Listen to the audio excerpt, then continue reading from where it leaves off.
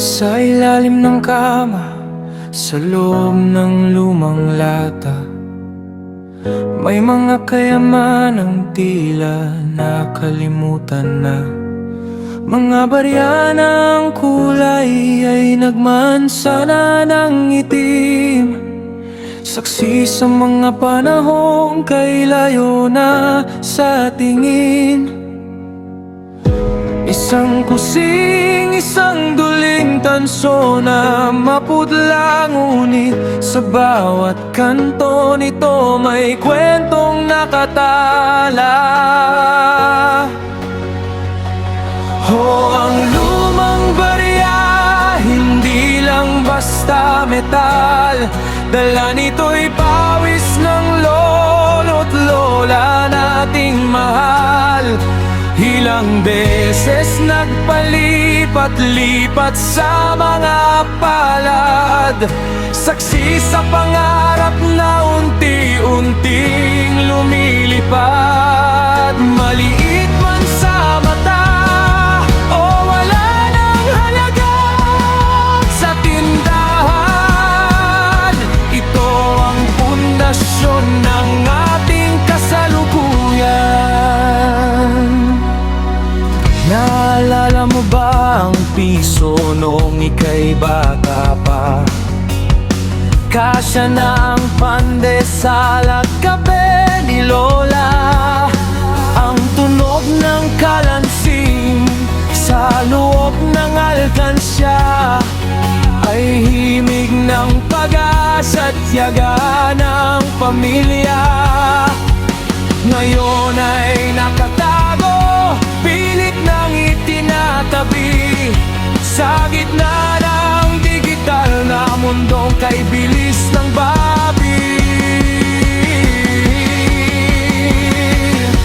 Tingnan mo ang ukit, ang mukha ng mga bayani, ang simbolo ng bansang sa hirap ay umani.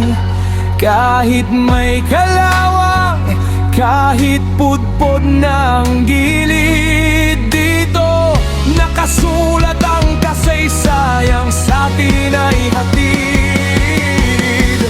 Huwag itong itapon, huwag itong balewalain, sapagkat ito ang ugat ng bawat yaman natin.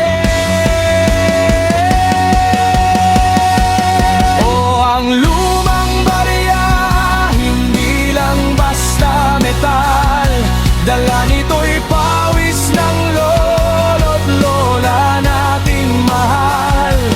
Ilang beses nagpalipat-lipat sa mga palad, saksi sa pangarap na unti-unting lumilipad. Maliit man sa mata o wala nang halaga sa tindahan, ito ang pundasyon ng ating kasalukuyan.